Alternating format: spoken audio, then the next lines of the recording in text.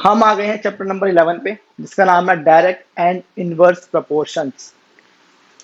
मैं बता रहा हूँ, ये chapter examination point of view से बहुत ही ज्यादा इंपॉर्टेंट चैप्टर है। बहुत बड़ा चैप्टर है। इस चैप्टर को करने में तो मजा बड़ा आएगा। और ये चैप्टर सिर्फ लॉजिक के बेस पे चलेगा। अगर तुम्हारे लॉजिक्स अच्छे हैं, मतलब लॉजिक्स का सेकंड मतलब होता है कि कॉमन सेंस। अगर तुम्हारी कॉमन सेंस एक्चुअली में कॉमन है तो तुम्हें चैप्टर में बिल्कुल प्रॉब्लम नहीं होने वाली है। बट अगर तुम्हारी कॉमन सेंस उतनी कॉमन नहीं है, तुम उस तरीके से नहीं सोच पाते, तो उसमें प्रॉब्लम होगी। अब मैं तुम्हें उसी के सोचना तो सिखा दूंगा, ठीक है। और एक बात और जान लो, ये चैप्टर बहुत ज्यादा इजी है। सिर्फ दो चीजें हैं। एक चीज डायरेक्ट प्रोपोर्शन, दूसरी चीज इनवर्स प्रोपोर्शन, दैट्स इट। पूरे चैप्टर में हम यही काम करते रहेंगे और कुछ है ही नहीं चैप्टर में। सिर्फ दो एक्सरसाइज है मेरे ख्याल से चैप्टर में, और चैप्टर बहुत आसान है। सबसे पहले तो तुम एक इंट्रोडक्शन दे दो कि इसका मतलब क्या है, डायरेक्ट और इनवर्स प्रोपोर्शन का मतलब क्या, आप कहना क्या चाहते हो। देखो, तुम अपने नॉर्मल लाइफ में ना, तुम ये चीजें बहुत यूज करते हो, बहुत। बस तुम उन सब चीजों को, या तुम उन सब चीजों को बातें बहुत करते हो, बट तुम उन सब बातों को, उन सब चीजों को इससे रिलेट नहीं करते हो, बट तुम बात इसी के बारे में करते हो। देखो, देखो, तुम्हें सिंपल चीज बताते हैं। हमारे पास है एक डायरेक्ट प्रोपोर्शन, एक हमारे पास है इनवर्स प्रोपोर्शन, ठीक है। डायरेक्ट का क्या मतलब समझ आता है, सीधा। इनवर्स का मतलब उल्टा। बस यही मतलब है इसका। हमारे पास दो चीजें होती हैं, एक एक्स होता है और एक वाई होता है। यहीं पे ले लें, चलो यहाँ लेते हैं, ठीक है। या यहाँ पे नहीं लेते हैं, वाई को यहाँ लेते हैं, ठीक है। अब देखो, मान लो एक्स की कोई वैल्यू है, मैंने मान लिया 5, ठीक है। अब इस 5 के बेसिस पे वाई की कोई वैल्यू है 50, ठीक है। अब x की एक और वैल्यू, 5 बार मैंने ले ली 10, उसी तरीके से y की एक वैल्यू और ले ली 100, ठीक है। अब इसका मतलब समझो, डायरेक्ट प्रोपोर्शन का मतलब होता है, अगर x को इंक्रीज करने पर y भी इंक्रीज हो जाए, दैट मीन्स वो है डायरेक्ट रिलेशन। मतलब अगर हम x को बढ़ाते हैं तो y भी बढ़ जाए। अब इनवर्स क्या होता है, सेम चीज देखो, यहाँ पे x है, यहाँ पे y है, 5 50, बट जब मैंने x को बढ़ाया 10 करा, तो y तुम्हारा कम हो गया। समझे, मतलब जब x को बढ़ाया तो y तुम्हारा कम हो गया। इसको हम बोलते हैं इनवर्स प्रोपोर्शन। मैं तुम्हें इसका बहुत बढ़िया बढ़िया एग्जांपल दूंगा, टेंशन मत लो। मैं तुम्हें बिल्कुल बेसिक इंट्रो इंट्रो भी नहीं, मैं तुम्हें बिल्कुल बेसिक डायरेक्ट और इनडायरेक्ट का मतलब क्या होता है, मैं उसमें ये बताना चाह रहा हूँ, ठीक है। मैं तुम्हें इसको एग्जाम्पल से रिलेट करूंगा परफेक्टली, टेंशन की बात नहीं है। बस तुम ये समझो कि डायरेक्ट और इनवर्स का मतलब क्या है। डायरेक्ट का मतलब होता है, जिस तरीके से x की वैल्यू बढ़े या घटे, कुछ भी हो सकता है, बिल्कुल उसी तरीके से y की वैल्यू भी बढ़े या घटे। समझे। बट इनवर्स में क्या जाता है, अगर x की वैल्यू बढ़ेगी तो y की वैल्यू कम हो जाएगी, और अगर x की वैल्यू कम होगी तो y की वैल्यू बढ़ जाएगी। ऐसा हम बोलते हैं इनवर्स प्रोपोर्शन, उल्टा।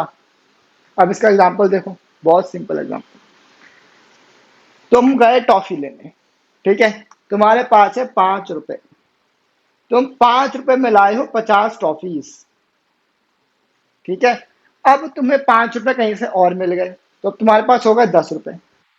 अब तुम 10 रुपए में कितनी टॉफी लाओगे, 100 टॉफी लाओगे ना। अब देखो, जैसे तुम्हारे पास प्राइस बढ़ा, इसको मैं प्राइस मानता हूं, जैसे तुम्हारे पास प्राइस 5 से 10 हुआ, वैसे ही तुम्हारे पास क्या टॉफीज भी 50 से 100 हो गई, बढ़ गई ना। पैसे बढ़े तो टॉफी भी बढ़ गई, पैसे बढ़े चॉकलेट बढ़ गई। सिंपल सा फंडा एकदम। इसको हम बोलते हैं डायरेक्ट रिलेशन या डायरेक्ट प्रपोर्शन, ठीक है। अब इनवर्स प्रपोर्शन की बात करते हैं, आ जाओ। अब जरा सोच के बताना मेरे को, इससे तो नहीं होगा। मैं तुम्हें एग्जांपल दूसरा देता हूँ बढ़िया सा। यहाँ पे मैंने लिखा स्पीड, यहाँ पे मैंने लिखा टाइम। अब देखो, स्कूटी तुम चलाते होगे, हम श्योर चलाते होगे, स्कूटी सब बच्चे चलाते हैं। जब तुम स्कूटी से अपने घर से स्कूल जा रहे हो, ठीक है, तुम वो बहुत ही सीधे शरीफ बच्चे, तुम चलाते हो सिर्फ 40 किलोमीटर पर आवर की स्पीड से, ठीक है, बहुत आराम आराम से जाते हो।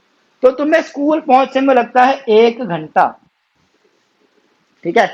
पर एक दिन तुम्हें मस्ती छा गई, तुमने कहा 40 में कौन जाएगा, हम तो 80 किलोमीटर पे जाते हैं, तो तुमने अपनी स्पीड बढ़ा दी।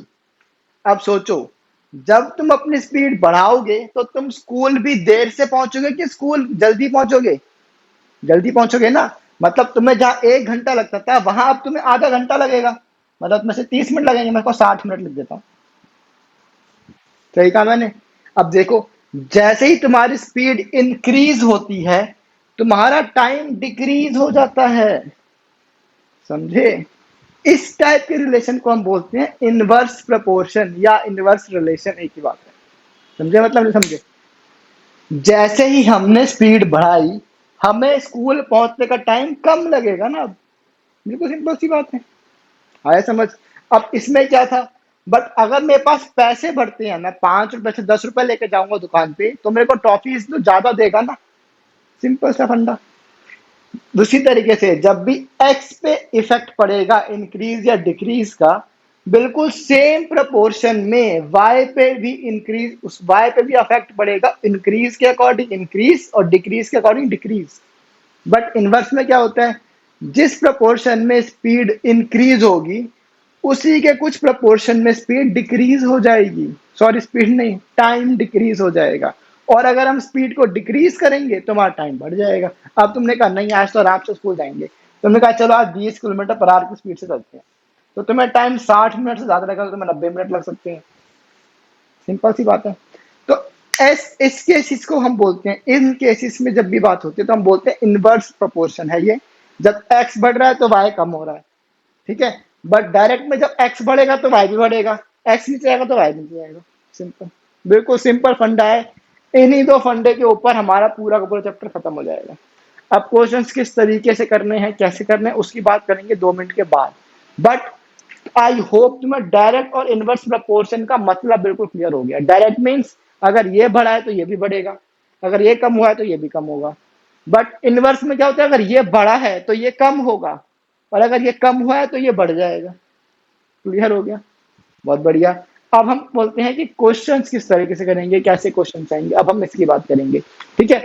तो ये तो बड़ा सिंपल सा एग्जांपल था। क्वेश्चंस में कभी भी ऐसे डायरेक्ट क्वेश्चन नहीं आएंगे, अगर तुमने बहुत अच्छे काम किए हैं तो आ सकते हैं। ठीक है। अब हम एक्सरसाइज स्टार्ट करते हैं और मैं तुम्हें क्वेश्चंस के थ्रू ही चीजें बताऊंगा किस तरीके से काम करना है। ठीक है। या मैं तुम्हें हिंट देता हूँ, ये देखो, जब भी डायरेक्ट प्रोपोर्शन होता है तो x1/y1 इक्वल होता है x2/y2 के। ठीक है। अब तुम कहोगे ये क्या करवा रहे हो, अब हमें को समझ नहीं आ रहा। तुम बस लिख लो अपनी कॉपी में, समझाने का काम मेरा है, टेंशन मत लो। बस तुम ये लिख लो। ठीक है। और जब इनवर्स प्रोपोर्शन होता है तो x1/y1 इक्वल होता है x2/y2 के। बस तुम इसको नोट कर लो। जब डायरेक्ट प्रोपोर्शन है तो ये वाला रेशियो इक्वल होता है, जब इनवर्स प्रोपोर्शन है या इनवर्स रिलेशन है तो ये वाला रेशियो इक्वल होता है। ठीक है। बस इन दोनों को नोट कर लो। एग्जाम्पल नोट करना चाहते हो तो कर सकते हो, कोई टेंशन वाली बात नहीं है। अब हम बढ़ते हैं आगे क्वेश्चन नंबर 1 की तरफ। ठीक है। शुरू हो जाओ, नोट करो, फिर हम आगे बढ़ते हैं। हो जाओ शुरू। हाँ जी, तो हम अब आ गए हैं क्वेश्चन नंबर 1 पे। ठीक है। क्वेश्चन 1 क्या कहता है, ये तो बेकार सा क्वेश्चन है, पढ़ लेते हैं। Following are the car parking charges near a railway station है कोई, अप टू 4 आवर्स। देखो, हम हमेशा तुम्हें दो चीजें मिलेंगी, एक एक्स का पार्ट होगा, एक वाई का पार्ट होगा। अगर एक्स का पार्ट बढ़ रहा है तो तुम्हें देखना है कि क्या वाई का पार्ट भी बढ़ता है। अगर वाई का पार्ट बढ़ता है एक्स के साथ, दैट मीन्स डायरेक्ट प्रोपोर्शन है। अगर एक्स का पार्ट बढ़ रहा है बट वाई का पार्ट कम हो रहा है, दैट मीन्स वो एक इनवर्स प्रोपोर्शन है। सिंपल। अब इसमें देख लेते हैं क्या है। देखो जी, यहाँ पे तुम्हारे पास है क्या, टाइम। ये मेरे पास है टाइम, और यहाँ पे मेरे पास है चार्जेस। ठीक है। तो इसको मैं x मानता हूं, इसको मैं y मानता हूं। ठीक है जी। अब देखो, मैं पहले नोट कर लेता हूं फिर हम बात करेंगे। ये 4, 8, 12, 24, और नीचे है 60, 100, 60, 100, 140, 180। अब क्वेश्चन कहता है, check if the parking charges are in direct proportion to the parking time or not. अब देखो, मैं तुम्हें क्या बोला, अगर x की वैल्यू बढ़ती है, देखो यहां से 4 से 8 हुआ, मतलब x की वैल्यू बढ़ गई, तो y की वैल्यू भी बढ़ गई, 60 से 100 हो गया, मतलब सेम चेंज है ना। दैट मीन्स ये तो एक डायरेक्ट प्रोपोर्शन है। अब आगे देखो, फिर ये 8 से 12 हुई, मतलब फिर बढ़ गई। ये फिर यहाँ से 100 से 140, ये भी बढ़ गया, दैट मीन्स ये भी एक डायरेक्ट प्रोपोर्शन है। अब यहाँ से फिर देखो 12 से 24, ये फिर बढ़ गया। अब 140 से 180, ये फिर बढ़ गया, दैट मीन्स ये भी एक डायरेक्ट प्रोपोर्शन है। सिंपल सा फंडा। अभी तो मुश्किल लग रहा है। कई बच्चों को ना ये चैप्टर बहुत मुश्किल लगता है, मैं तुम्हें ऑनेस्टली बता रहा हूँ। तुम्हें नहीं लग रहा होगा, ये तुम्हें मुश्किल लगता है। तुम्हें बस गिनती आनी चाहिए, बड़ा नंबर छोटा नंबर कौन सा है। 4 और 8 में बड़ा नंबर 8 है, मतलब 4 से 8 हो रहा है, मतलब ये 4 से 8 होगा, मतलब बढ़ रहा है। तो ये 60 से 100 हो रहा है, मतलब ये भी बढ़ रहा है। अगर ऊपर बढ़ा है तो नीचे भी बढ़ा है, डायरेक्ट प्रोपोर्शन है, खत्म। ठीक है। अब करते हैं क्वेश्चन नंबर 2। अब ध्यान से सुनना, ठीक है। क्वेश्चन नंबर 2 कहता है, a mixture of paint is prepared by mixing 1 part of red pigment with 8 parts of base. तुम्हें कोई फर्क नहीं पड़ता, तुम बस सिंपल चीज देखो। मेरे पास दो चीजें हैं, एक मेरे पास है रेड पिगमेंट और दूसरा मेरे पास है बेस। तो मैंने इसको मान लिया एक्स, इसको मैंने मान लिया वाई। क्वेश्चन कहता है कि एक part of red pigment 8 part of base से मिलता है। मतलब अगर मैं रेड पिगमेंट का एक पार्ट लेता हूं तो बेस के मेरे को 8 पार्ट्स लेने पड़ते हैं। ठीक है जी। अब in the following table find the parts of base that needed to be added. अब तुम जरा कॉमन सेंस यूज करो। अगर मेरे पास 1 किलो, तुम ना सिंपल सा फंडा देखो, रुक जाओ मैं अपना एग्जांपल सोच के बताता हूँ। मिल गया। इसको हटाओ तुम, ये मानो तुम्हारे पास है हलवा। हलवा तो तुम खाते हो गया, प्रिटी श्योर। ठीक है। और रेड पिगमेंट है तुम्हारे पास शुगर। सिंपल सा फंडा एकदम। ठीक है, एक मिनट रुको, मैं जरा ऊपर लिख दूं। 4 7 12 20, 4 7 12 20। ठीक है। अब देखो, अगर तुम 8 किलो हलवा बनाते हो तो तुम्हें 1 किलो चीनी लगती है, सिंपल से फंडा। ठीक है। अब क्वेश्चन कहता है, अगर तुम 4 किलो चीनी डालो तो तुम कितना हलवा बना लोगे। अब तुम बस, तुम्हें ये नहीं कितना, तुम बस ये बताओ कि हलवे की क्वांटिटी बढ़ेगी या कम हो जाएगी। अब कोई महान बच्चा ये ना बोले मेरे को कि हम तो सिर्फ चीनी चीनी का हलवा बना देंगे, हम बाकी कुछ डालेंगे। ठीक है, बेकार की बातें मत करा करो। अब अगर मैं, सिंपल सा लॉजिक है देखो, अगर 1 किलो चीनी में मतलब 8 किलो हलवा बन जाता है, तो क्या 4 किलो चीनी में 8 किलो से ज्यादा हलवा बनेगा कि 8 किलो से कम हलवा बनेगा। उसमें कुछ का एग्जाम्पल चाहिए, ज्यादा ही बनेगा ना, 10 12 15 20 जितना भी बने, बट बनेगा तो ज्यादा। कॉमन सेंस है। मतलब अगर हम शुगर की वैल्यू बढ़ाते हैं तो क्या हलवे की वैल्यू भी बढ़ जाएगी कि नहीं बढ़ जाएगी। ऑब्वियसली बढ़ जाएगी, सिंपल सा फंडा। मतलब ये कौन सा रिलेशन है, डायरेक्ट प्रोपोर्शन है। ठीक है। अब देखो, अब अगर मैं 1 से 7 कर दूं तो तुम्हारा हलवा भी 8 से और ज्यादा बनेगा। समझ लो ना, मतलब डायरेक्ट प्रोपोर्शन जा रहा है। अगर हम एक्स बढ़ाते हैं तो वाई भी बढ़ता जा रहा है। समझे। अब तुम्हें ये बात तो समझ आ गई कि डायरेक्ट प्रोपोर्शन है। अब सेकंड हमारे पास काम है इसकी वैल्यू को फाइंड आउट करना। ये कैसे करते हैं, अब देखो मैं तुम्हें रिलेशन लिखवाया था, याद है, एक रेशियो लिखवाया था कि x1/y1 is equal to x2/y2, याद है। तो बस अब तुम्हें इस फॉर्मूले में या इस प्रपोर्शन में वैल्यूज डालनी होती है, क्वेश्चन सॉल्व। देखो कैसे, 1/8 ये तुम्हारा x1 है, ये तुम्हारा y2 है, सॉरी y1 है। जब x1 की वैल्यू चेंज होती है तो ये नई वैल्यू बन जाती है, तो फिर हम इसको x2 मान लेते हैं। अब जब x1 सॉरी जब y1 की वैल्यू भी उसके अकॉर्डिंग चेंज होगी तो वो तुम्हारी y2 बन जाएगी, सिंपल। तो 1/8 इज इक्वल टू 4/। ठीक है। अब ये तुम्हें सॉल्व करना आता है। इसको तुम ले जाओ ऊपर तो ये ऊपर जाएगा, डिवीजन में तो मल्टीप्लाई, तो 1 में डैश इज इक्वल टू, ये डिवीजन में तो आ जाएगा मल्टीप्लाई, 4 में ऐड, ये तो ये हो जाएगा। तो 8 4 32, मतलब इसकी वैल्यू 32 है, मतलब ये 32 हो जाएगा, सिंपल। अब देखो लॉजिक क्या है इसके पीछे का, लॉजिक भी जान दो, फिर रटना नहीं होता, मैथ सही है, एसएसटी नहीं पढ़ रहे। अब जरा ध्यान से मेरे को एक बात बताना, मैं तो बिल्कुल सिंपल एग्जांपल दूंगा। ठीक है। अगर तुम 1 रुपए में, 1 रुपए छोड़ो, तुम 10 रुपए में एक डेयरी मिल्क ले आते हो। अभी भी आ रही होगी, आई एम श्योर, 10 रुपए डेयरी मिल्क मेरे टाइम में भी आती थी। 10 रुपए की एक डेयरी मिल्क आती है, सिंपल सा फंडा। तो बताओ 20 रुपए में कितनी डेयरी मिल्क आ जाएंगी। 20 रुपए हो गया। अब बताओ मेरे को कि 50 रुपए में कितनी डेयरी मिल्क आ जाएंगी। आई एम श्योर तुमने इसका एग्जाम्पल दिया होगा, 2 डेयरी मिल्क। अब कोई बच्चा ये ना बोले हमने तो 20 रुपए की एक डेयरी मिल्क खा ली है, ये फालतू की बातें मत करना। ठीक है। अब ऐसे 50 रुपए में 5 डेयरी मिल्क आ जाएंगी। आप कोई बोले हम तो 50 वाली भी खाते हैं। तो बेटा लॉजिक पे जाओ, ठीक है, फालतू बातें नहीं। अब देखो, अब रिलेशन जानने की कोशिश करो। x1/y1 कितना आया तुम्हारा, सोच के बताना। 10/1 यही हुआ ना। अब x2/y2 कितना हुआ, 20/2। सेम x3/y3 कितना हो गया, 50/5। सबको काट दो, आंसर क्या आएगा, ये भी 10, ये भी 10।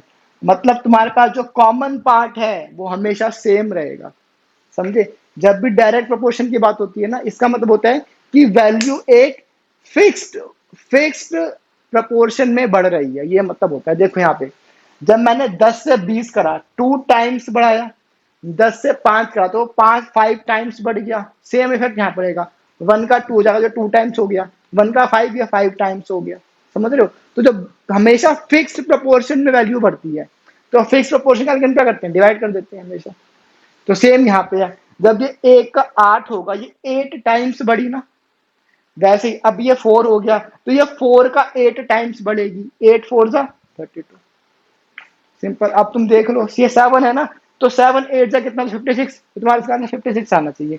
12 8 जा 96, तो 96 आना चाहिए। बिकॉज जिस प्रपोर्शन में बढ़ती है ना, वो हमेशा फिक्स होता है। डायरेक्ट प्रोपोर्शन का मतलब ये होता है कि हमेशा फिक्स प्रोपोर्शन में बढ़ रही है।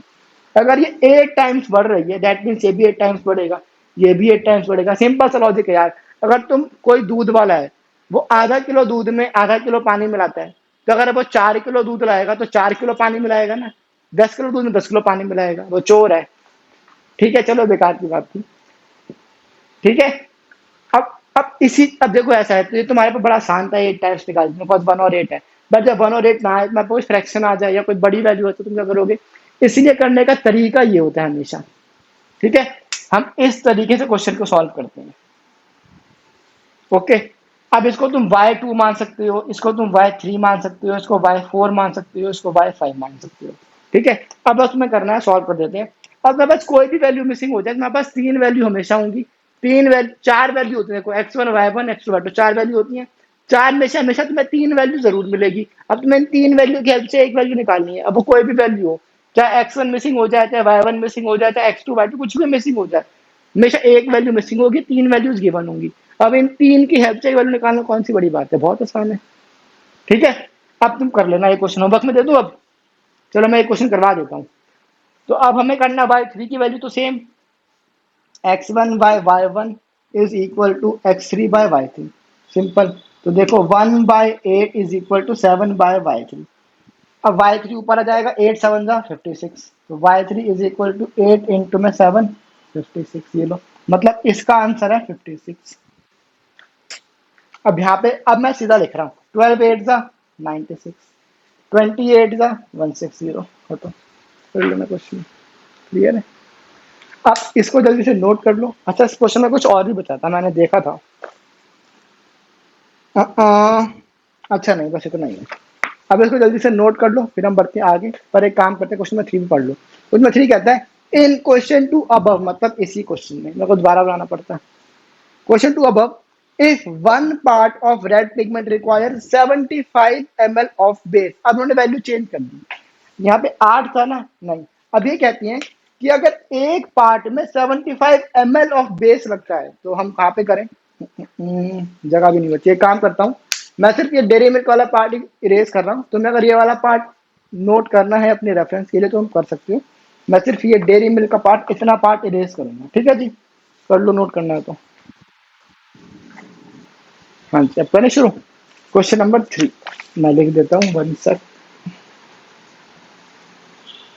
अब देखो, ये मेरा x1 है, ये मेरा x और y है। ठीक है, तो x1 की वैल्यू यहाँ पे, y1 की वैल्यू यहाँ पे। अब क्वेश्चन कहता है, अगर one part of red pigment को 75 ml ऑफ बेस लगता है, तो फिर हाउ मच रेड पिगमेंट, अब हमें ये वाली वैल्यू निकालनी है, how much red pigment should be mix with 1800 ml of base. मतलब यहाँ पे हमें 1800 ml ऑफ बेस दे रखा है।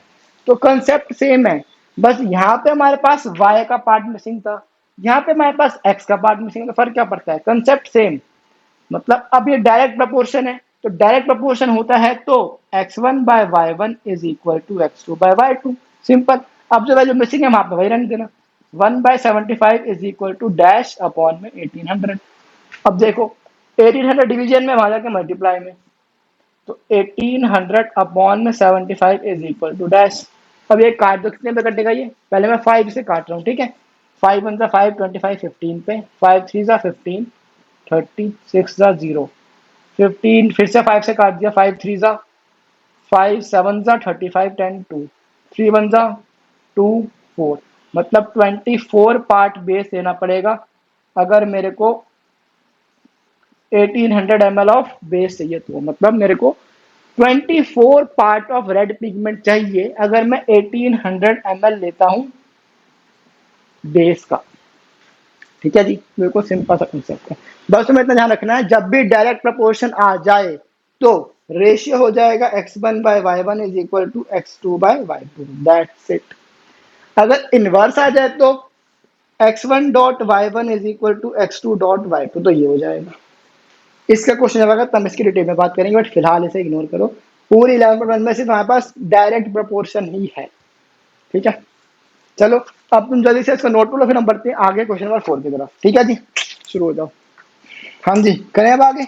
क्वेश्चन नंबर 4 पे हम आए। क्वेश्चन नंबर 4 कहता है a machine in a soft drink factory fills 840 bottles in 6 hours. अब सोचो, हमारे पास में दो चीजें हैं, एक हमारे पास नंबर ऑफ बॉटल्स है, दूसरा नंबर ऑफ आवर्स है। ठीक है, तो मैंने क्या करा, नंबर ऑफ बॉटल्स को रखा ऊपर और नंबर ऑफ आवर्स को रखा नीचे। तुम ऊपर कह सकते हो, उस बात से कोई फर्क नहीं पड़ता। ठीक है, तो मैंने इसको मान लिया x और इसको मैंने मान लिया y। ओके जी, अब देखो क्वेश्चन कहता है हाँ कि 840 बॉटल्स, नंबर बॉटल्स अगर 840 बॉटल्स भरती हैं 6 घंटे में, तो how many bottles will it fill in 5 hours. अब देखो, तो 5 घंटे में कितनी बॉटल्स भरेंगी। अब कॉमन सेंस लगाओ, अगर 6 घंटे में 840 बॉटल्स भरती हैं तो उसी मशीन से 5 घंटे में 840 से ज्यादा बॉटल भर जाएंगी या से कम बॉटल भरेंगी, बताओ। और जैसे ही हमारा नंबर ऑफ आवर्स कम हो रहा है, देखो ये कम हो रहा है, तो बताओ नंबर ऑफ बॉटल्स क्या ज्यादा भर जाएंगी क्या। अगर 1 घंटे में 5 बॉटल भरती हैं तो आधे घंटे में क्या भर जाएंगी, 10 भर जाएंगी, कम भी भरेंगी ना। अब इसका मतलब क्या है, ये डायरेक्ट प्रपोर्शन है। अब डायरेक्ट प्रोपोर्शन है तो हम रेशियो कौन सा यूज करेंगे, x1 by y1 is equal to x2 by y2, simple. But ratio use करने से पहले ना हमें बेटा बताना पड़ेगा कि ये डायरेक्ट प्रोपोर्शन है कि ये इनवर्स प्रोपोर्शन है, और क्यों है वही बताना पड़ेगा। तो देखो सॉल्यूशन देखना अब इसका, इसको मैंने मान लिया x2। ठीक है जी, अब as the number of hours decreased therefore the number of bottles filled will also be decreased, therefore it is an example of direct proportion. ठीक है, अब ये डायरेक्ट प्रपोर्शन का एग्जांपल है तो हम इसमें रेशियो कौन सा यूज कर सकते हैं, therefore x1 by y1 is equal to x2 by y2, simple. अब x1 की वैल्यू ये मान लो चाहे ये मान लो, मतलब फिर कह रहा हूं, अगर तुम नंबर ऑफ आवर्स ऊपर लिख देते, नंबर ऑफ बॉटल्स नीचे लिख देते, तो भी कोई फर्क नहीं पड़ने वाला था, कोई फर्क नहीं पड़ता। ठीक है, कुछ भी कर सकते हो तुम, तो बस वैल्यू डाल दो, 840/6 is equal to dash upon में 5। तुम चाहो तो एक्चुअली लिख सकते हो, मैं तुम समझाने के लिए डब्बा बनाता हूँ। ठीक है, तो अब ये कुछ कटेगा, कट जाना चाहिए, 6 1, हाँ कट जाएगा, 6 1 6, 24 4 0।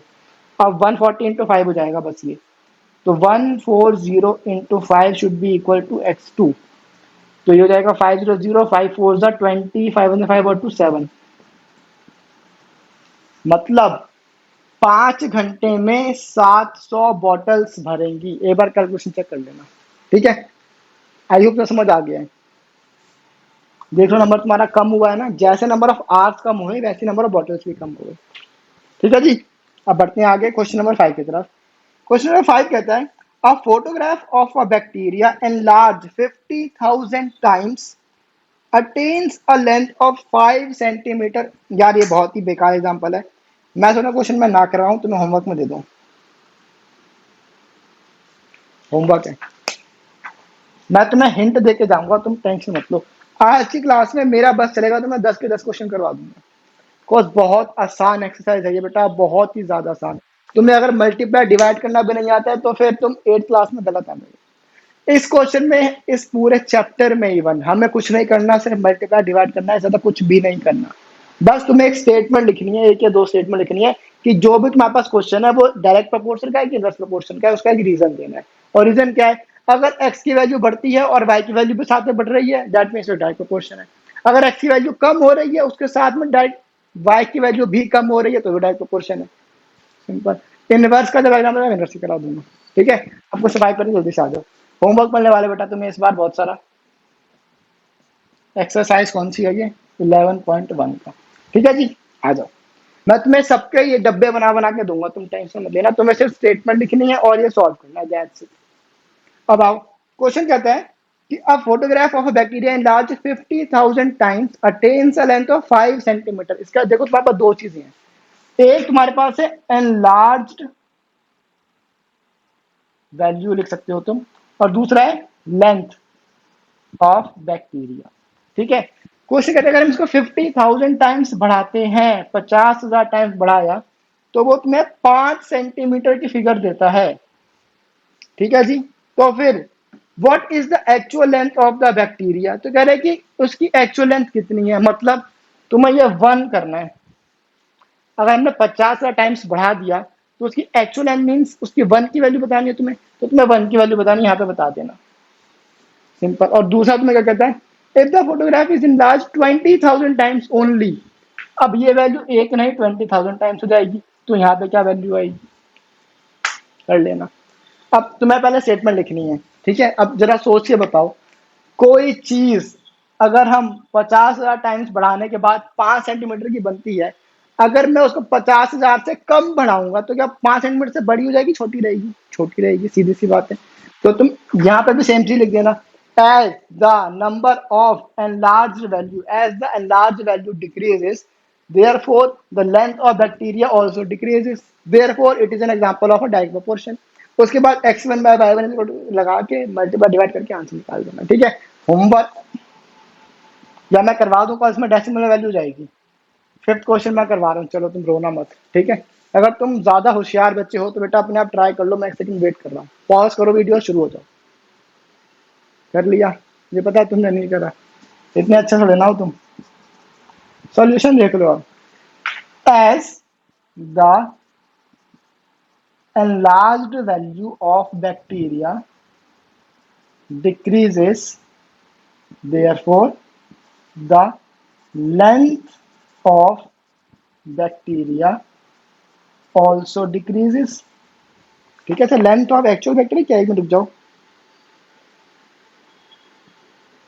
नहीं सही है। ठीक है, therefore it is an example of direct proportion। ठीक है, therefore x1 by y1 is equal to x2 by y2।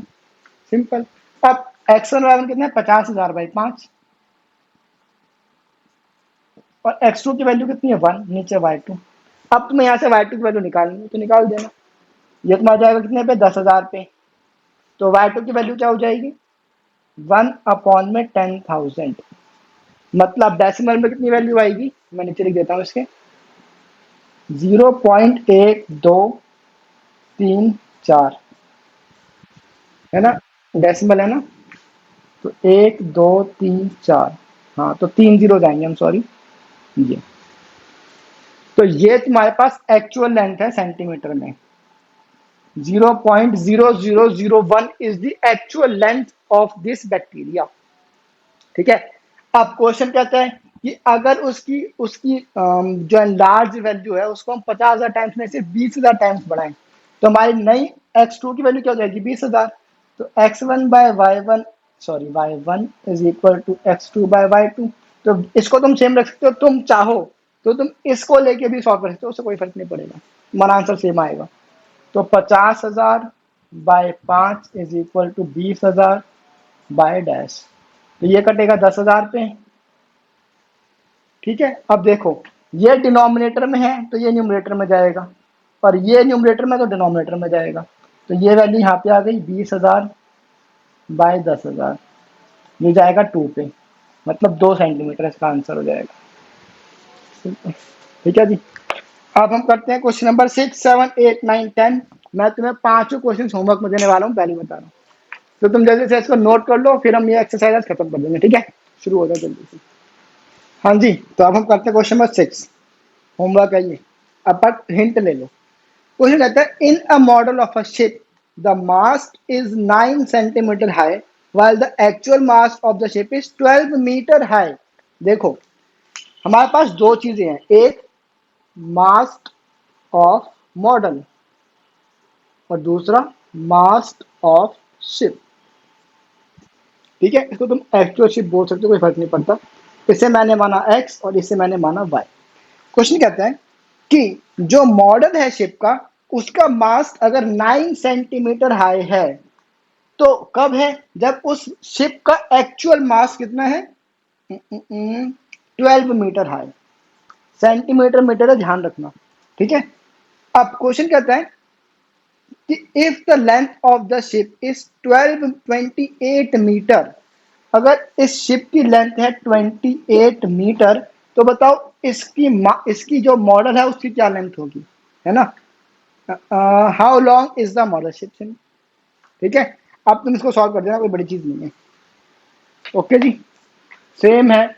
अगर जैसे जैसे वैल्यू बढ़ी वैसे इसकी वैल्यू बढ़ जाएगी, सिंपल। अब तुम सिंपल स्टेटमेंट लिख देना, फिर x1 by y1 is equal to x1 by 2 करके तुम्हारा आंसर आ जाएगा। बस ध्यान रखना, ये मीटर में है, ये सेंटीमीटर में है, ठीक है? तो तुम चाहो तो इसको तुम बोल सकते हो 1200 सेंटीमीटर या 2800 सेंटीमीटर। ठीक है जी, अब बढ़ते हैं आगे क्वेश्चन नंबर 7 की तरफ। ठीक है जी, question number 6 is your homework. अब आगे बढ़ते क्वेश्चन 7 पे। क्वेश्चन 7 कहता है, suppose 2 kg of sugar contains 9 into में 10 raise to the power 6 crystals. अब तुम्हें आई होप पता है 10 रेज टू पावर 6 का मतलब क्या है, बिकॉज हम पूरा एक चैप्टर कर चुके हैं पावर एंड एक्सपोनेंट्स के ऊपर। ठीक है, तो क्वेश्चन मेरे पास दो है क्या? एक मेरे पास है शुगर की अमाउंट केजी में और उसके शुगर क्रिस्टल्स। यहाँ पे मेरे पास शुगर और यहाँ पे मेरे पास है शुगर क्रिस्टल्स। ठीक है, तो क्वेश्चन कहता है कि 2 किलो शुगर है, अगर मेरे पास 2 kg ऑफ शुगर है, तो उसमें शुगर क्रिस्टल्स कितने हैं? 9 इंटू में 10 की पावर 6। ठीक है, अब how many crystals are there in 5 kg of sugar. तो यहाँ पे नेक्स्ट वैल्यू जाएगी 5 kg, तो दूसरी वैल्यू क्या हो जाएगी हमारे पास? 1.2 kg। अच्छा जी, तो हमारे पास में 2 बार क्वेश्चन करना है हमें। तो अब देखो, जैसे ही शुगर की वैल्यू बढ़ेगी, अमाउंट बढ़ेगी, तो क्या उसके नंबर ऑफ क्रिस्टल्स भी बढ़ जाएंगे? ऑब्वियसली बढ़ जाएंगे। और वैसे जब शुगर की वैल्यू कम हो जाएगी तो उसमें शुगर क्रिस्टल्स भी कम हो जाएंगे। तो पहले तुम y2 निकालना, फिर तुम y3 निकाल देना, कोई बड़ी चीज नहीं है, कर लेना। ये तुम्हारे पास, तुम्हें x1 निकालना है इसमें। ठीक है जी, अब हम करते हैं क्वेश्चन नंबर 8। क्वेश्चन नंबर 7 भी होमवर्क है, 8 भी होमवर्क है, 9 भी होमवर्क है, 10 भी होमवर्क। ठीक है, हिंट सबके लिए जाते हैं। अगर कुछ मेरे को लगेगा मुश्किल तो मैं अभी करवा दूंगा, टेंशन मतलब बिल्कुल नहीं।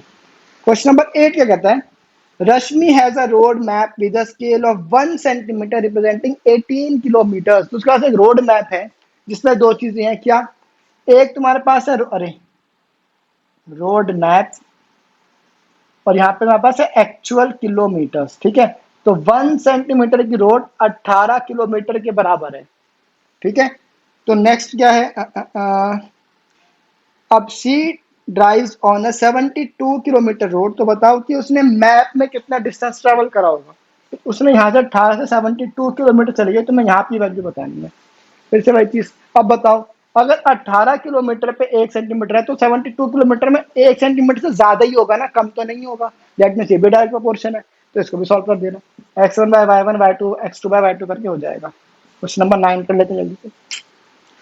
अब मैं एक बात बताता हूँ, तुम चाहो ना तो तुम इसको कन्वर्ट मत करना, वैसे ही तुम्हें इसको भी कन्वर्ट करने की जरूरत नहीं है, तुम्हारा डायरेक्ट सीधा सेंटीमीटर में आ जाएगा। क्यों? देख, मैं तुम्हें इसका लॉजिक देता हूँ। यहाँ पे तुम करोगे सेंटीमीटर बाय किलोमीटर, ठीक है, और यहाँ भी तुम्हारा होगा सेंटीमीटर बाय किलोमीटर।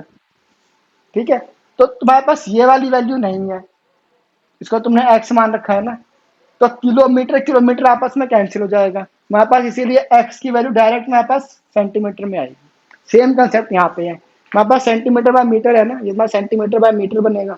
वैसे यहाँ पे x by x by metre, अच्छा हाँ सही है ना, यहाँ पे बस एक्स बाय मीटर बनेगा, तो मीटर मीटर फिर से कैंसिल हो जाएगा, तो मेरे पास एक्स ऑटोमेटिक सेंटीमीटर में आ जाएगी, तो मैं ये करने की जरूरत नहीं है। ओके, कैलकुलेशन और आसान कर दी, आप तो कर लेना अपना होमवर्क। तो क्वेश्चन नंबर 9 में तुम्हारा हो गया, क्वेश्चन 9 था क्या? अच्छा क्वेश्चन नंबर 9 नहीं हुआ, अभी मैंने 8 करवाया था, ठीक है, अच्छा मैं तो समझाने बैठ गया था। क्वेश्चन नंबर 9 देख लेते हैं क्या कहता है जी। A 5 meter 60 centimeter high vertical pole casts a shadow 3 meter 20 centimeter long. Find at the same time the length of shadow cast by another pole. मेरे पास है यहाँ पे लेंथ ऑफ पोल और यह है लेंथ ऑफ शेडो, ठीक है। क्वेश्चन है 5.60 ले लेता हूं मैं इसे, 5.60 ये तुम्हें देती है 3.20 की, 3.20 ये शेडो देता है।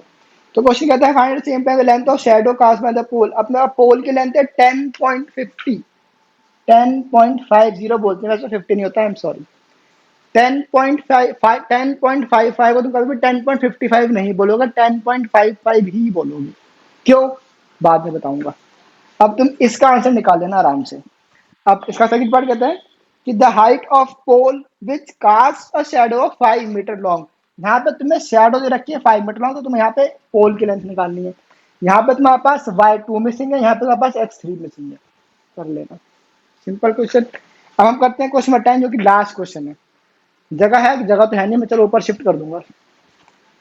A loaded truck travels 14 kilometer in 25 minutes. अच्छा जी, if the speed remains the same, how far can it travel in 5 hours? अब देखो मेरी बात ध्यान से सुनना, जब मैंने तुम्हें इनवर्स प्रपोर्शन का एग्जांपल दिया था तो मैंने तुम्हें स्पीड और टाइम इसी का एग्जांपल दिया था ना, कि अगर तुम जाते हो 40 किलोमीटर पर आवर की स्पीड से तो तुम 1 घंटे में स्कूल पहुंचते हो, बट जब तुम अपनी स्पीड बढ़ा दो या स्पीड कम कर दो तो तुम्हारा टाइम कम हो जाएगा या टाइम बढ़ जाएगा, ये कहा था ना तुम्हें।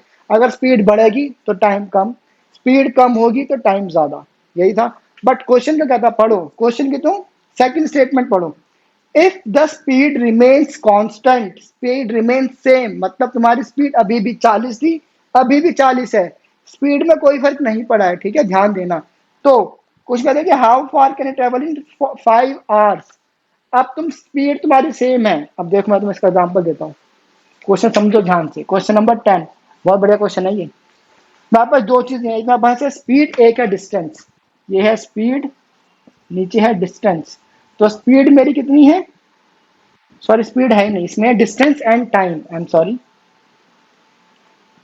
टाइम एंड डिस्टेंस मैं लिख देता हूँ साफ, time and distance, speed same है, ठीक है। क्वेश्चन कहता है कि 25 मिनट में 14 किलोमीटर जाता है, 25 मिनट में 14 किलोमीटर जाता है, तो फिर 5 आवर्स में कितना जाएगा, 5 आवर्स में कितना जाएगा।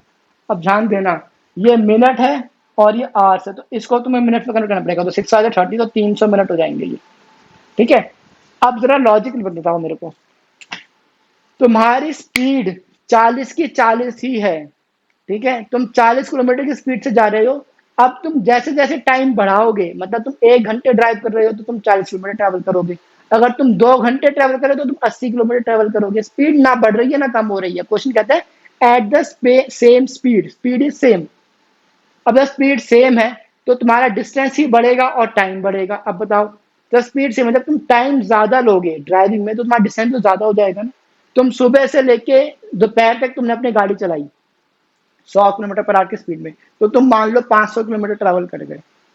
अब तुम उसी स्पीड पे अगर सुबह से लेकर रात तक गाड़ी चलाओगे तो क्या तुम डिस्टेंस ज्यादा ट्रैवल करोगे, डिस्टेंस कम ट्रैवल करोगे, ज्यादा ही करोगे ना, बिकॉज स्पीड तुम्हारी सेम है, स्पीड तुम्हारी कम नहीं हो रही है, ठीक है। इसीलिए ये एक डायरेक्ट प्रपोर्शन का एग्जाम्पल है, ठीक है। तो ये डायरेक्ट प्रपोर्शन का एग्जाम्पल, तुम यहाँ पे तुम्हें बस y2 निकालना है, वो निकाल लेना। फिर से सुन लो, देखो ये बहुत अच्छा क्वेश्चन है, कंफ्यूज मत होना। जब तुम्हारी स्पीड कम होगी या स्पीड ज्यादा होगी तो तुम्हारा टाइम उसके उल्टे तरीके से उस पर इफेक्ट पड़ेगा। बट स्पीड तुम्हारी सेम है, बस तुम्हारी ड्राइविंग का टाइम बढ़ रहा है या टाइम कम हो रहा है, तो तुम्हारा डिस्टेंस में तो सेम फर्क पड़ेगा ना, ठीक है।